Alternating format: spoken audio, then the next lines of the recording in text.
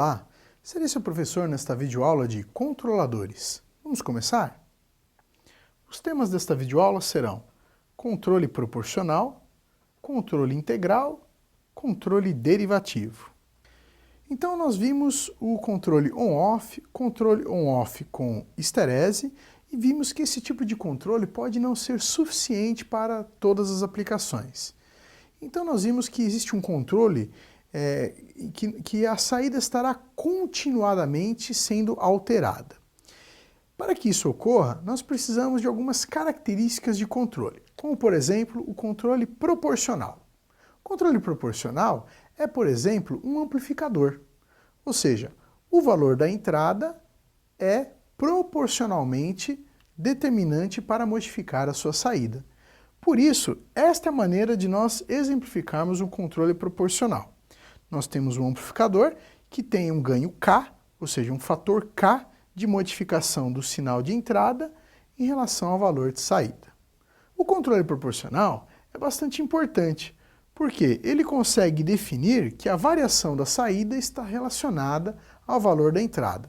Porém, possui também alguns parâmetros, como por exemplo, um limite superior e um limite inferior, para que o controlador não se perca e leve a saída para infinitamente para cima ou infinitamente para baixo. Então, a ação proporcional está limitada também, seja num valor superior quanto num valor inferior, que nós chamamos de banda proporcional.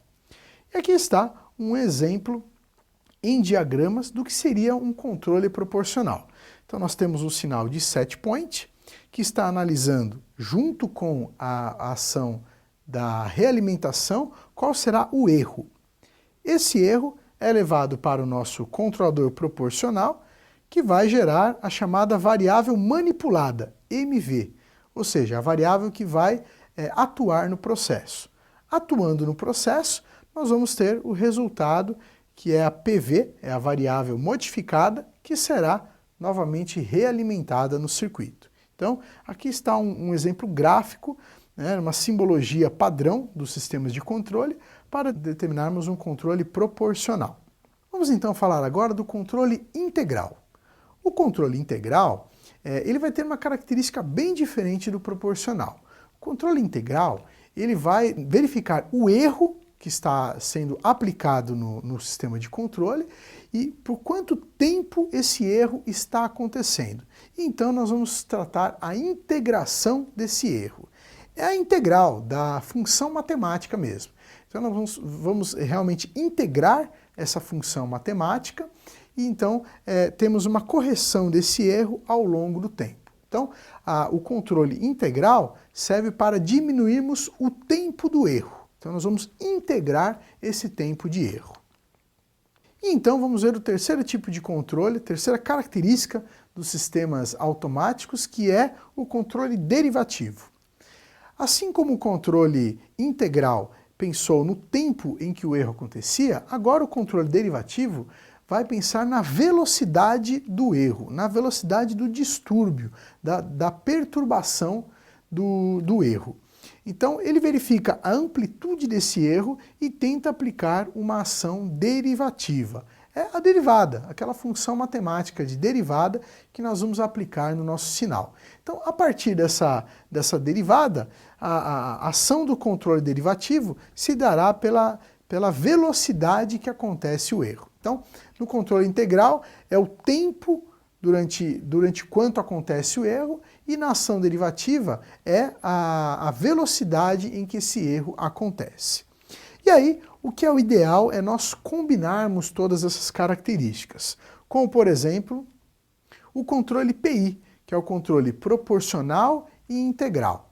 Então, nós vamos aplicar a característica do controle proporcional, ou seja, ao longo do tempo ir variando a nossa saída próxima do valor de set point, e vamos ter também o controle integral, ou seja, tentar diminuir o tempo que esse erro vai ocorrer ao longo do nosso sinal de set point. Aqui está um exemplo gráfico, através da nossa simbologia, de como ficaria um controle PI, né, nós vamos ter ali a soma dos valores de Kp e Ki, ou seja, o fator do controle proporcional e o fator do controle integral. E então uma combinação de controle PD, ou seja, o controle proporcional e derivativo.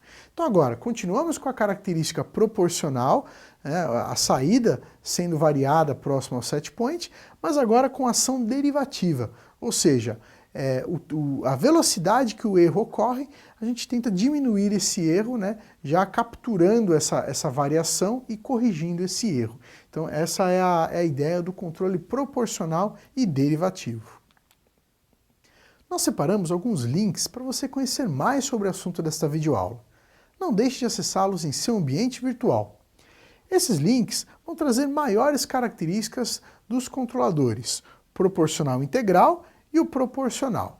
Assim, você conhecerá todas as características desses controladores para aplicá-los nos sistemas de controle. Bom, pessoal, espero que esteja claro o assunto controladores. Caso ainda fique alguma dúvida, assista novamente esta videoaula. Até a próxima!